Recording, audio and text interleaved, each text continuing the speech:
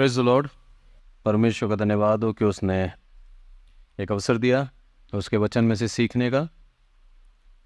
आइए आज का वचन हम देखेंगे प्रेरितों और उसका 24वां अध्याय और पहली कुछ आयतों से मैं पढ़ता हूँ। ये समय है पौलुस को पेश करना फेलिक्स नाम के हाकिम के सामने। पौलुस एक ऐसा किरदार है नए नियम के अंदर, मैं कहूँगा जिसके बिना नया नियम अगर वो नहीं होता तो नए नियम की पुस्तकें बहुत कम हो जाती हैं। 14 पुस्तक हट जाती है। ऊपर से प्रेरितों के अंदर भी पौलुस के बारे में बहुत लिखा है, कई अध्याय खत्म हो जाते हैं। तो एक बहुत बहुमूल्य और बहुत ही इंपॉर्टेंट कैरेक्टर है पौलुस, जो कि पहले शाऊल था, बेन्यामीन गोत्र इस्राएल का एक व्यक्ति जो कि पूर्ण रूप से यहूदी परंपरा के अनुसार अपने जीवन को उसने बढ़ाया। गमलीएल के दाहिने ओर बैठकर उसने पूरी व्यवस्था को सीखा और इतना शुद्ध मन से व्यवस्था का पालन करता था कि वो इतना ज़्यादा परमेश्वर की आज्ञा के अनुसार चलता था कि ईसा मसीह को यानी कि प्रभु यीशु मसीह को मानने वाले हर एक को सताता था, परेशान करता था। उसका सबसे बड़ा कारण था व्यवस्था की वो आज्ञा जो लिखी है कि तू मुझे छोड़ किसी और को परमेश्वर करके ना मानना। उस आज्ञा के अधीन होकर, उस व्यवस्था के अधीन होकर पौलुस हर एक को परेशान करता था, यहां तक कि मार भी डालता था। आज वही पौलुस उसी दोष के ऊपर खड़ा है, वही दोष उसके ऊपर लगाया गया है कि ये प्रभु यीशु मसीह के नाम को कैसे पंथ नाम दिया उसका, बोला कैसे पंथ का पीछे चलता है जो यहूदी परंपरा के विरुद्ध है। ये लोगों को भरमा रहा है। यदि पौलुस का जीवन हम देखें तो पौलुस को चुनने के बाद उसने 3 साल परमेश्वर की खूब सेवा करी और अभी परमेश्वर की सेवा करके वापस यरूशलेम में आया है। और जैसे ही आया है 12 दिन बीतते ही पौलुस को पकड़ लिया गया। जोश से भरा हुआ है, पूरे उत्साह से भरा हुआ है और चाहता था कि पूरी दुनिया के अंदर सुसमाचार सुनाओ। ऐसे पौलुस को कैद कर लिया गया, ऐसे पौलुस को बंदी कर लिया गया। क्या होगा अगर हम पौलुस की जगह होते तो? क्या सोचते मन में कि हे प्रभु, मैं तो अभी सेवकाई स्टार्ट करिए, कुछ ही साल हुए हैं मुझे और तूने मुझे बंदी गृह में डाल दिया, मेरी सेवा खत्म कर दी तूने। तू नहीं चाहता मैं सेवा करूं? क्या मैं अपनी इच्छा से सेवकाई में आया था? अरे तूने मुझे चुना था, उस प्रकाश के द्वारा तूने कहा था कि मैं ही हूं सच्चा खुदा प्रभु यीशु मसीह, और वो देखकर मैं तेरे पीछे आया हूं और तूने मेरी सारी सेवकाई खत्म कर दी। यही कहते हैं हम।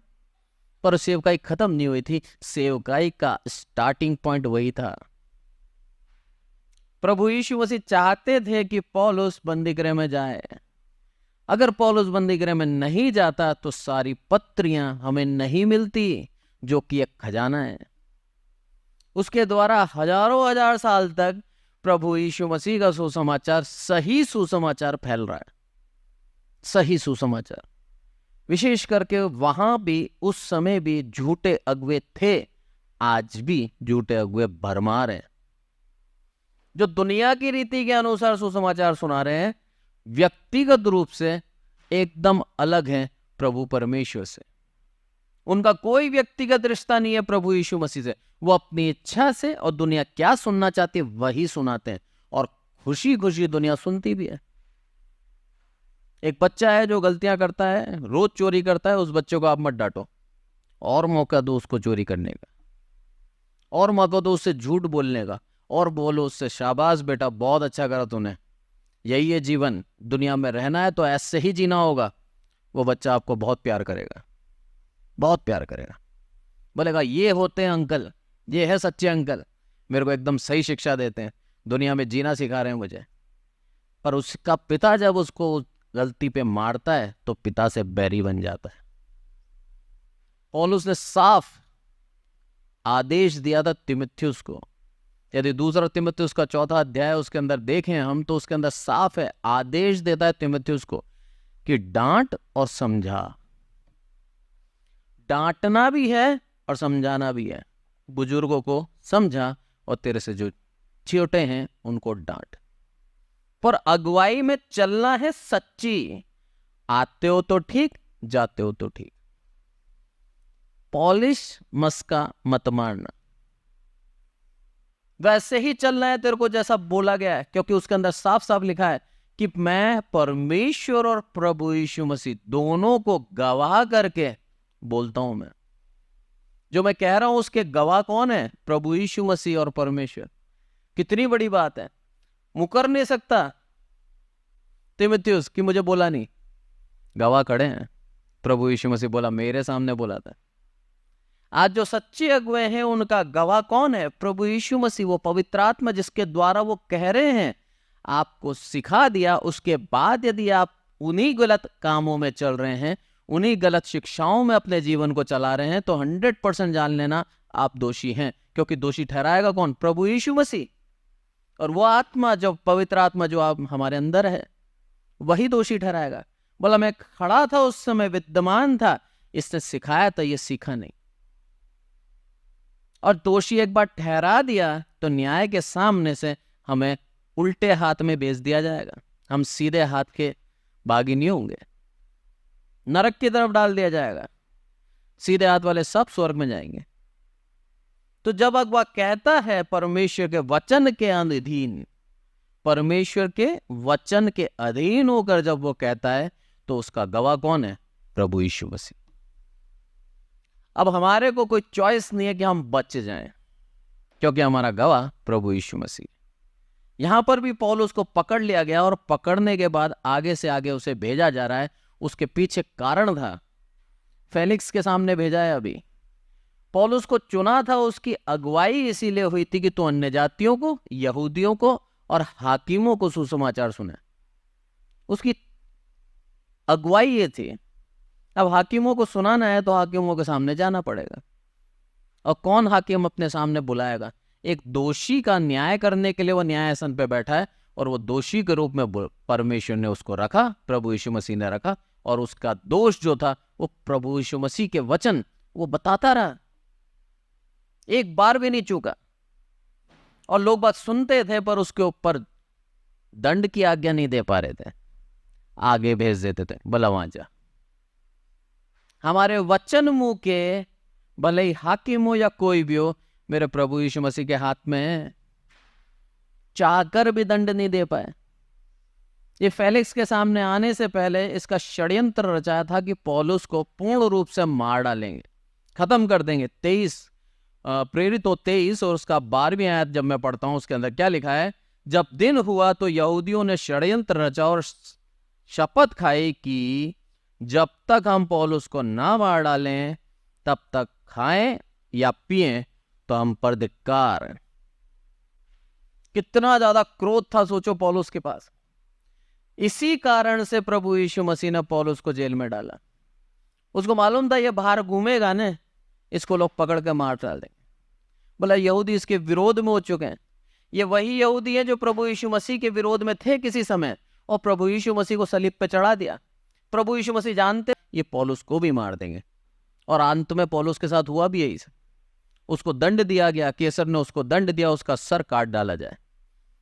शहीद की मृत्यु का एक दान पौलुस को दिया। शहीद की मृत्यु हर कोई नहीं ले सकता।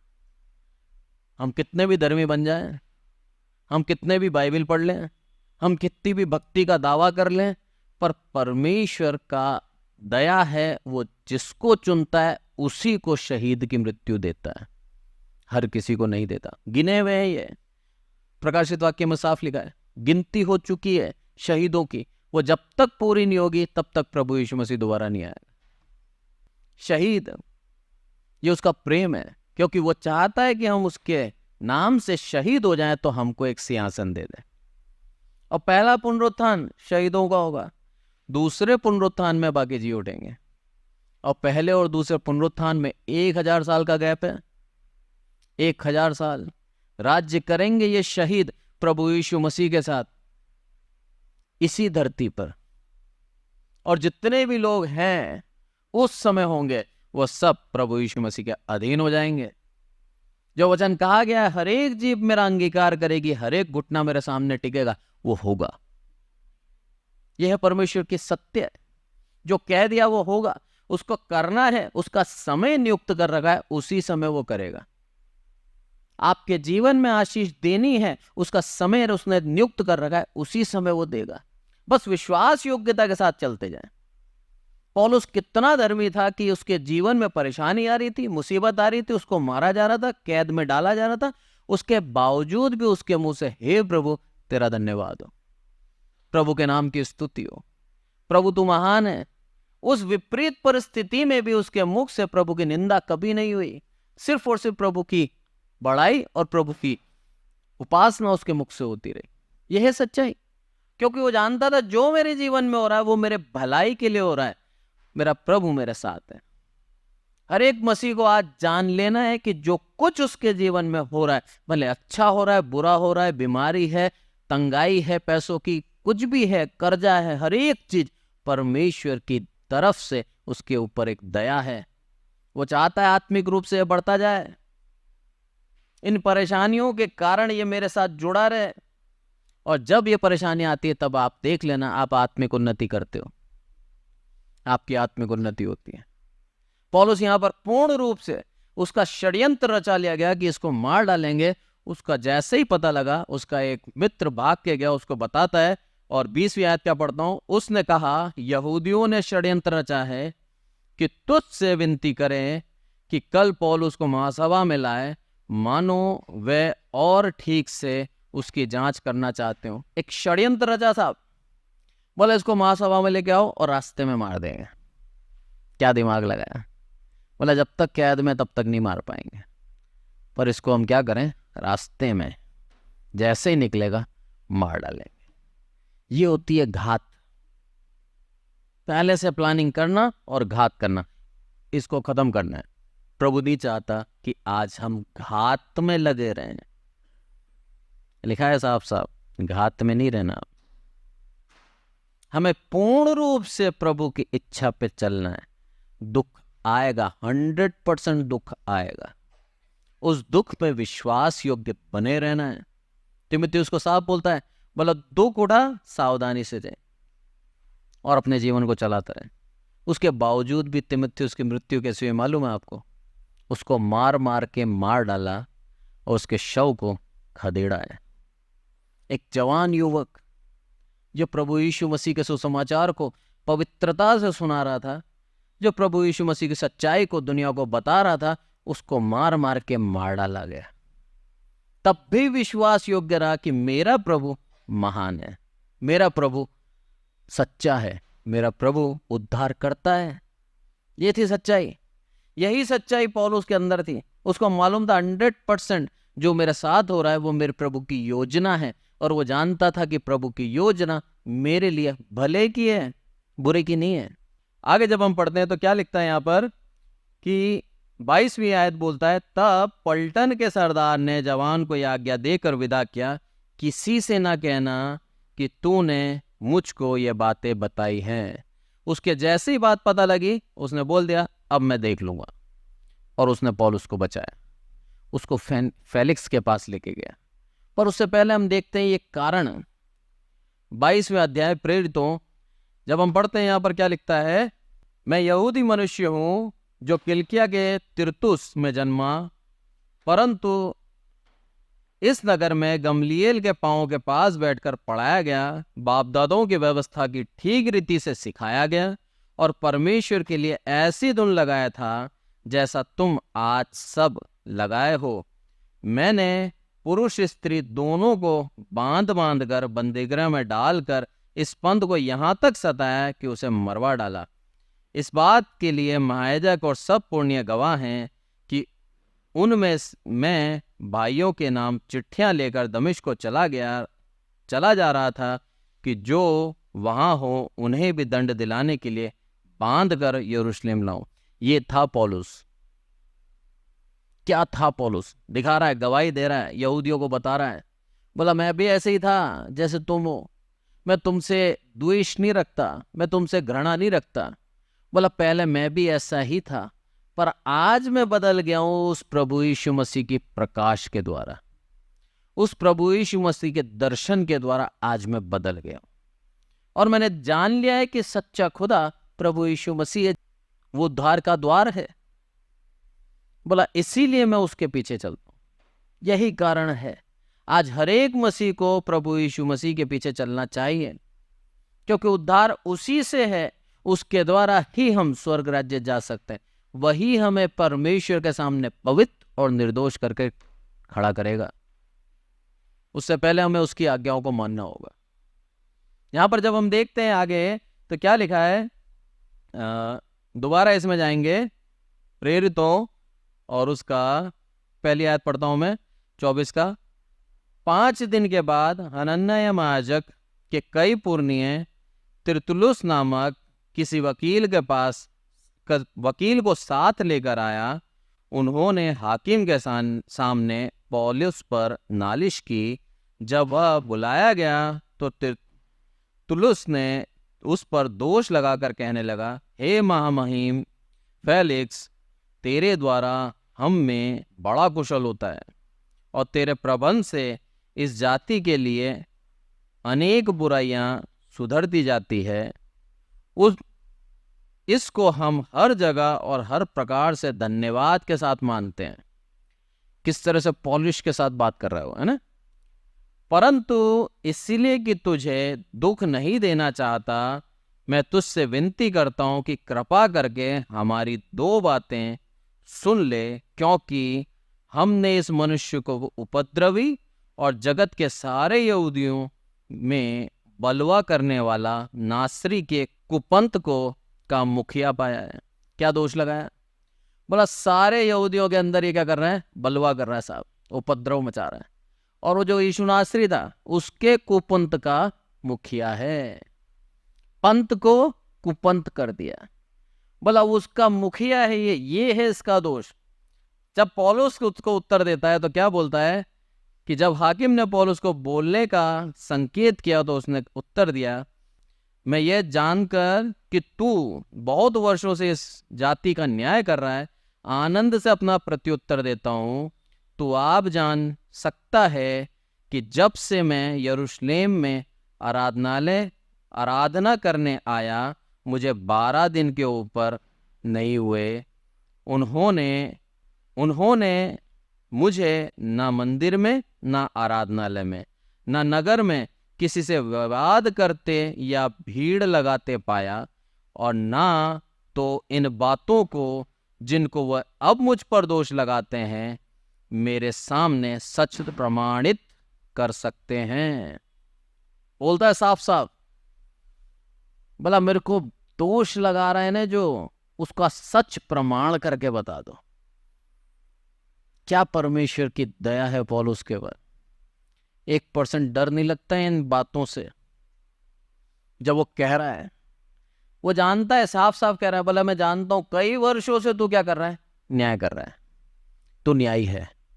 पर मैं तेरे को बता दूं, उपद्रव भी नहीं करा मैंने, और ना ही मैंने ऐसा दोष जो इन्होंने लगाया ऐसा कोई काम किया। अगर करा तो सच साबित कर दे। वकील के सामने खुद वकील बन गया। वकील दोष लगा रहा है उसके ऊपर, इसके पास कोई नहीं है। इसका वकील कौन है? प्रभु यीशु। प्रभु यीशु मसीह के आत्मा से भरकर ये वो कह चुका जिसका जवाब उनके पास भी नहीं था। चुप हो गए वो। जब हमें परमेश्वर का साथ होता है तब जो हम बोलते हैं वो हम नहीं बोलते, वो हमारा प्रभु यीशु मसीह का वो आत्मा जो हमें दिया गया वो बोलता है। सब बड़े से बड़े हाकिम चुप हो गए। फेलिक्स भी सोचता रहा अब क्या बोलूं। जब आगे हम पढ़ते हैं इसी चीज को तो क्या बोलता है फेलिक्स 22वीं आयत में, फेलिक्स ने जो इस पंथ की बातें ठीक ठीक जानता था उन्हें यह कहकर टाल दिया, जब पलटन का सरदार लूसियास आएगा तो तुम्हारी बात का निर्णय करूंगा। क्या बोला? लूसियास ने तेरे पास भेजा है। उसने बोल दिया लूसियास आएगा तभी बात करेंगे। कोई दंड की आज्ञा नहीं दी। साथ ही क्या एक और उसके ऊपर क्या दिया मालूम है? इसके 7 व्यक्तियों को जो ये करते हैं वो करने दो, इसको बंद कर दो। 2 साल की कैद में था ये, यहां पर 2 साल तक ये फेलिक्स के अंडर में रहा, और 2 साल में कितनी किताबें लिख दी इसने। कितना धन्यवाद दें प्रभु के उस प्रेम का जो पौलुस के ऊपर उतारा उसने। सुरक्षित रखा, इसकी जान की रक्षा करने के लिए सिपाहियों को गार्ड के रूप में खड़ा रखा। प्रतिदिन इसको खाना मिलता था, रूम इसका अलग है, बैठा है और लिखता जा रहा है। जो एक परमेश्वर के दास को जो सुविधाएं चाहिए थी, सब सुविधाएं इसको जेल में दे दी। ये कुड़कुड़ाया नहीं है, बुड़बुड़ाया नहीं है। इसने ये नहीं सोचा कि मेरे पास मौका नहीं है, मैं प्रचार नहीं सुना पा रहा, प्रभु में सेवा नहीं करूंगा। जैसा अवसर मिला, जो अवसर मिला, उस अवसर को बहुमूल्य जानकर अपने जीवन को चलाया इसने और लिखता गया। जो भाइयों को छोड़ के आया था ये तीमुथियुस को, फिलिपियों की कलीसिया, इफिसुस की कलीसिया, सबको पत्र लिखता गया, और वो सारी पत्री बाइबल के अंदर जोड़ दी गई नया नियम के रूप। यही धन्यवाद दें हम उसका। 2 साल यहां पर आराम से रहा। उसके बाद फेस्तुस आया, तब तक फेलिक्स चला गया, दूसरा आगे में आ गया, इसको वहीं बंदी गृह में छोड़ के गया। जब हम पौलुस का जीवन देखते हैं तो 27 साल इसने सेवकाई करी, जिसमें 7 साल कारागार में था, 7 साल। उसके बाद परमेश्वर ने इसको इस्तेमाल किया, इसको शहीद की मृत्यु दे दी। ये लगभग 65 साल का हुआ तब इसका सर काट दिया गया। पर उस एज में भी घबराया नहीं है, उस एज के अंदर भी पूरी ऊर्जा के साथ था। और साफ साफ लिखता है अपनी पत्री के अंदर, जीना मसीह, मरना लाभ। ये वो पौलुस है जो पूर्ण रूप से ईसाइयों के, मसीहों के खिलाफ था, मारता था, दुख देता था। आज यही प्रभु यीशु मसीह के नाम से खुद शहीद हो गया। क्या हृदय परिवर्तन है! यह है मसीहत। कोई सी भी जाति का क्यों ना हो, प्रभु यीशु मसीह का वो प्रेम पा लिया तो उसके बाद सिर्फ प्रभु यीशु मसीह के ही कार्य करेगा, और कोई कार्य नहीं कर सकता वो। पौलुस ने वही किया। आगे हम देखते हैं फेलिक्स से फेस्तुस, फेस्तुस के बाद अग्रिपा, अग्रिपा के बाद ये आगे बढ़ता गया। अग्रिपा के सामने जब आया तब मैं आपको बताता हूं, 26 और उसका 12वीं आयत में पढ़ता हूं आप लोगों के लिए। लिखा है यहां पर कि इसी धुन में जब मैं प्रधान याजकों से अधिकार और आज्ञा पत्र देकर दमिश्क को जा रहा था, अग्रिपा को पूरा बता रहा है कैसे इसका हृदय परिवर्तन हुआ। हे राजा, मार्ग में दोपहर के समय मैंने आकाश से सूर्य के तेज से भी बढ़कर एक ज्योति अपने और अपने साथ चलने वालों के चारों ओर चमकती हुई देखी। सूर्य से भी कई अधिक गुना तेज मेरे प्रभु यीशु मसीह का है। सूर्य के विषय में लिखा है कि वो ऐसा ज्योति है जो स्वतः ही अपनी एनर्जी लेता है, उसको कोई एनर्जी देता नहीं है। और साइंस के अनुसार करोड़ों अरबों साल से सूरज ऐसा ही प्रकाश देता जा रहा है, उससे भी ज्यादा प्रकाशमान, उससे भी तेज ज्योति। बोला मेरे और मेरे साथियों के चारों ओर चमकती है, ये देखिए मैंने। आगे बोलता है वो, जब हम सब भूमि पर गिर पड़े तो मैंने इब्रानी भाषा में मुझसे यह कहते हुए एक शब्द सुना, हे शाऊल तू मुझे क्यों सताता है? पैने पर लात मारना तेरे लिए कठिन है। मैंने कहा, हे प्रभु तू कौन है? प्रभु ने कहा, मैं यीशु हूं जिसे तू सताता है। सोचिए क्या दृश्य होगा। जिसको सताने जा रहा है, आज्ञा पत्र इसके पास है, बोला आज तो खत्म कर दूंगा पूरी कलीसिया को। और मार्ग में ही इसका हृदय परिवर्तन हो गया। बोला पैने पे लात मारता है तो दुखेगा तेरे को, मैं प्रभु यीशु हूं। ये प्रभु यीशु मसीह स्वर्ग राज्य जा चुके थे। पौलुस ने अपनी सेवकाई प्रभु यीशु मसीह के जाने के 5 साल बाद स्टार्ट करी थी।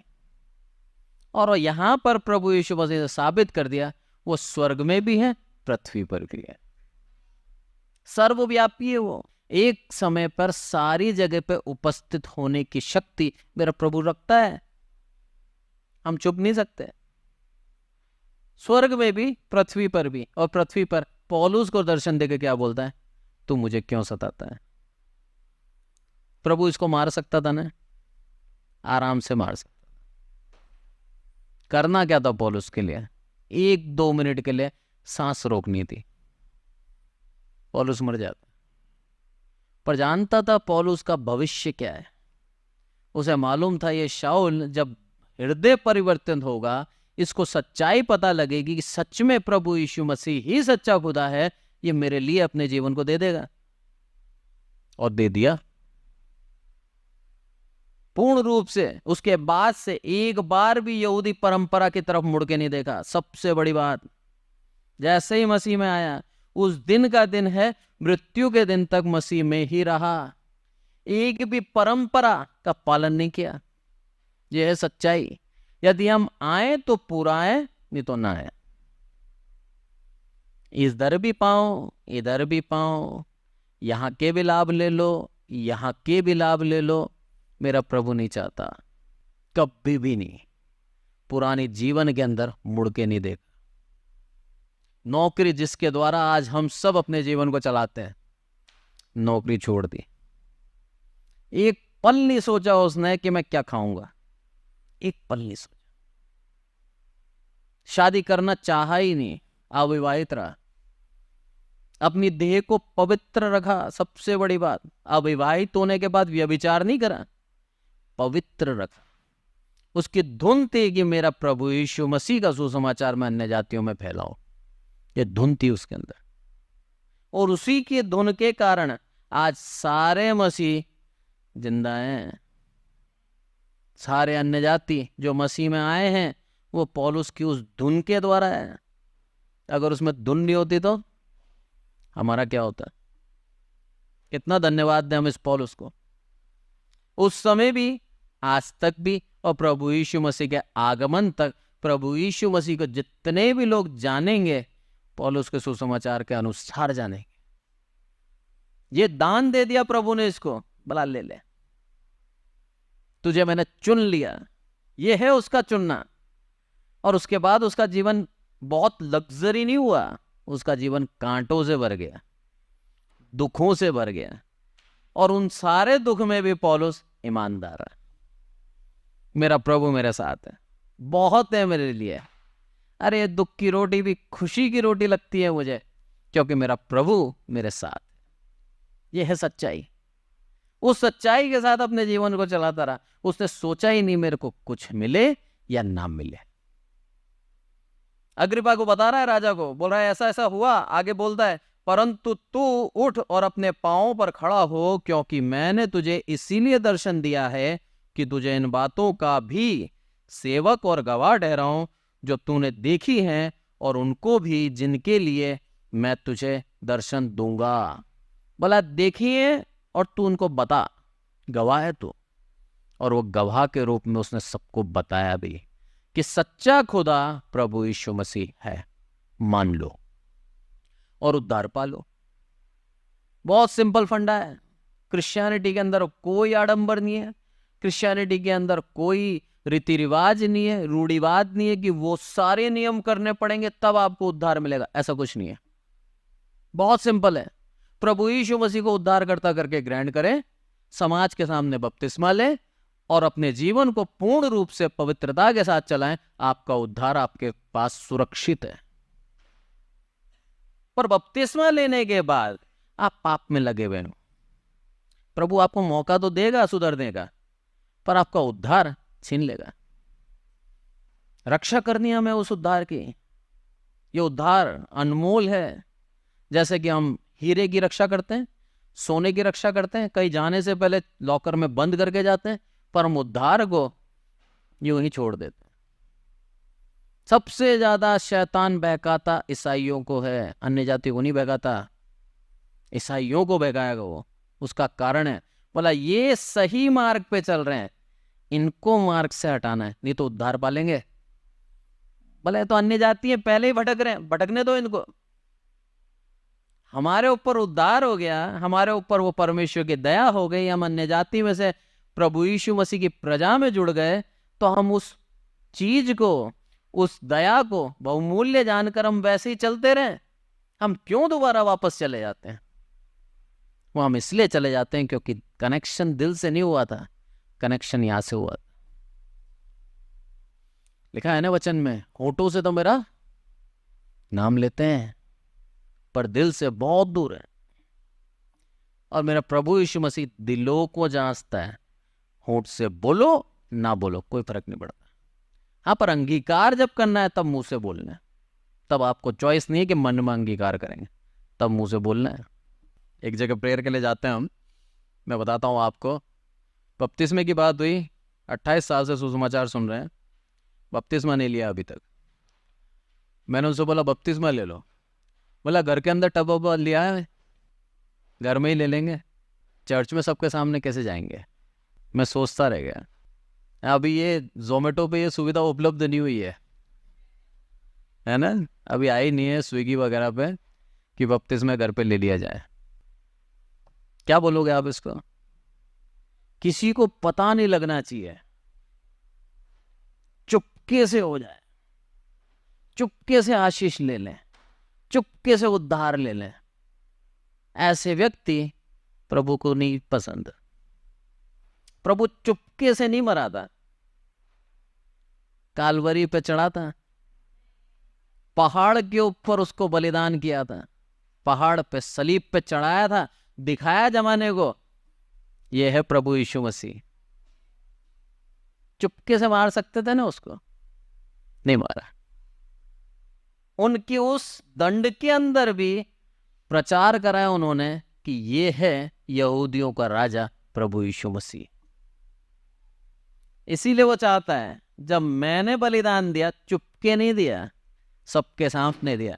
आप भी अंगीकार करो तो चुपके मत करो, सबके सामने करो, तब ग्रहण करूंगा मैं तुम्हें। क्योंकि तुम लज्जाए नहीं मेरे नाम से, तुम मेरे नाम से शर्माए नहीं, तुमने अब मेरा नाम को इज्जत से ग्रहण करा है, तुम मेरे दास हो। ये चाहता है प्रभु आज हमसे। पौलुस लज्जाया नहीं, जहां जहां उसे पेश किया गया गर्व से कह रहा है मुझे चुना है मेरे प्रभु ने। आज हम सबको गर्व से कहना है मुझे चुना है मेरे प्रभु ने। मैं कैसे त्याग दूं उसे, मैं कैसे छोड़ दूं उसे। मुझे याद है सैम सर जब अपने पिता डॉक्टर अहमद थॉमस से बात कर रहे थे, साल के मतलब वो बीमारी के ऐसी अवस्था में थे कि वो बोल नहीं पाते थे। बोलूंगा मैं, शैतान ने उनका मुंह भी बंद कर लिया था। एक तरफ से पैरालाइटिक हो चुके थे, एक हाथ हिलता था, एक हाथ उनका नहीं हिला पाते थे वो। पर वो एक हाथ से भी जेब में से पैसा निकाल के चंदा डालते थे। उस अवस्था में भी प्रभु बोझ लेते थे और रोते थे कि मेरे प्रभु ने मेरे लिए सलीब पर दुख सहा। ऐसी अवस्था में जब वो अपने जीवन को जी रहे थे, डॉक्टर सैम उनके बेटे उनसे पूछते हैं, बोला पापा मैं एक चीज कहना चाहता हूं आपसे, पूछना चाहता हूं एक सवाल। आपकी ये दशा है, आपने जीवन बिता दिया प्रभु के नाम का सुसमाचार सुनाने के लिए, क्या आपको कोई शिकायत है प्रभु यीशु मसीह से? मुंडे हिला के बोलते नहीं। यह है परमेश्वर का दास कि किसी भी अवस्था में रख दे, मेरा प्रभु का दास मना नहीं करेगा। एक और दास प्रभु का, उससे पूछा गया, बोला तुझे 70 साल तक अब तेरे को मृत्यु का दंड दिया जा रहा है, क्या तू अभी भी विश्वास योग्य रहेगा प्रभु परमेश्वर के पुत्र प्रभु यीशु मसीह के लिए? बोला 70 साल वो मेरे लिए विश्वास योग्य रहा है, क्या मैं एक दिन नहीं रह सकता? मार डालो। क्या प्रभु के दास हैं। इनकी गवाहियां सुन के रोंगटे खड़े हो जाते हैं, जोश से भर जाते हैं कि ऐसी विश्वास हमारे जीवन में होना चाहिए। हर एक विपरीत परिस्थिति में तू महान है प्रभु। हर एक ऐसी अवस्था में जब दुनिया की आशा टूट जाए, जब अनादर करने लग जाए हमारा, हमें तुच्छ गिना जाए, तब भी हमारे मुख से निकलना चाहिए मेरा प्रभु महान है। अय्यूब कहता है अपने वचन के अंदर, मेरा दास मेरे सामने नहीं आता, मैं उसको बुलाता हूं तो भी नहीं आता, कहता है तेरे मुख से दुर्गंध आती है, तेरे पास से दुर्गंध आती है, नहीं आऊंगा मैं तेरे पास। उसकी बेइज्जती है ये। वो उसको पैसा दे रहा है तो भी उसके पास नहीं आ रहा। बोलता है मैं ऐसी अवस्था के अंदर भी मेरे प्रभु का नाम की महिमा करूंगा, मुख से निकालूंगा नहीं अनादर, क्योंकि मेरा प्रभु महान है, महान था, महान रहेगा। ये ऐसा जीवन चाहिए आज प्रभु को। ये है सच्ची मसीहत। दुखों को देखकर हम भाग नहीं जाए। पौलुस के जीवन से देख सकते हैं हम, दुख कम नहीं थे। बंदी गृह में एक की जगह दूसरा, दूसरे की जगह तीसरा, इसके दुख खत्म नहीं हो रहे। कोई इसका न्याय नहीं कर रहा। सबसे बड़ी बात, कोई इसका न्याय नहीं कर रहा। कितना गुस्सा आएगा ना। अरे कोई तो सवाल दे, या कैद कर या कुछ कर। दिमाग में नहीं आएगा आपको। एक उदाहरण से सीखते हैं। आपने चोरी करी, ठीक है, आप गए जज के पास और जज ने क्या बोला, ठीक है आपकी सुनवाई करेंगे 1 महीने बाद। अब 1 महीने आपको छोड़ेंगे नहीं, 1 महीने आप कस्टडी में रहोगे, जेल ही भोग रहे हो आप, पर आपका न्याय नहीं हुआ। इसको तो सालों हो गए, 2 साल तो फेलिक्स के साथ ही हो गए, उसके बाद फेस्तुस, उसके बाद अग्रिपा, अग्रिपा से आगे जा रहा है, ये कैसर तक पहुंचता है। ये कारावास के अंदर अपनी जीवन बिता रहा है, पर इसको सजा नहीं हुई है अभी तक। और जीवन किसका जा रहा है? कैदी का। एक आम इंसान चिड़ेगा नहीं?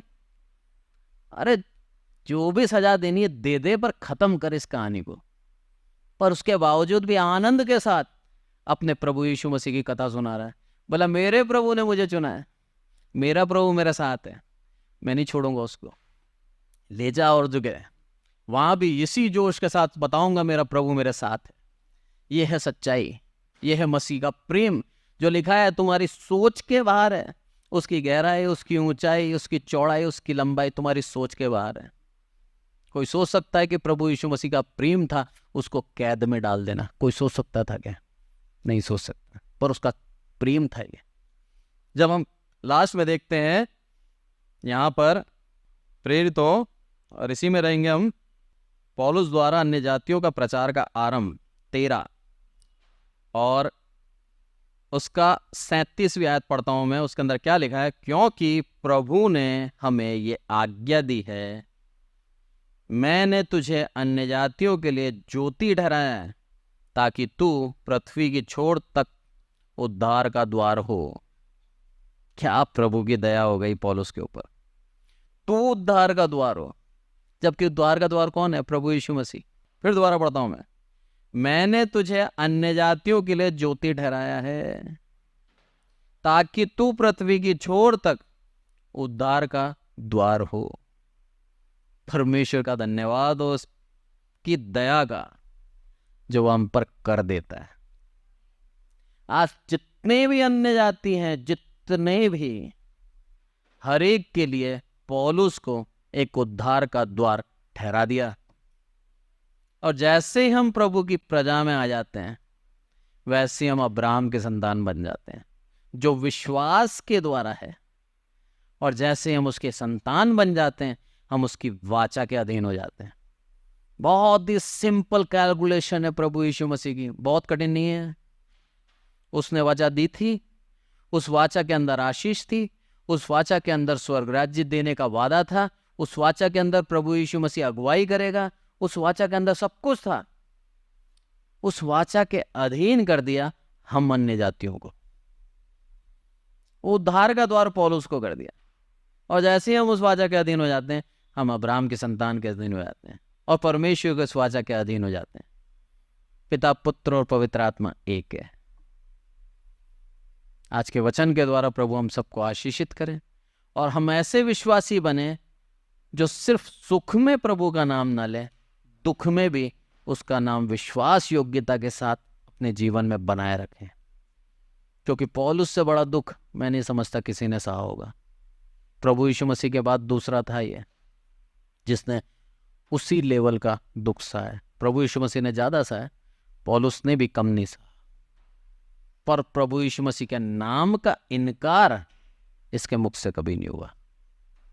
जीवन दे दिया इसने कि मेरे प्रभु की महिमा मेरे जीवन से हो। ये है मसीहत।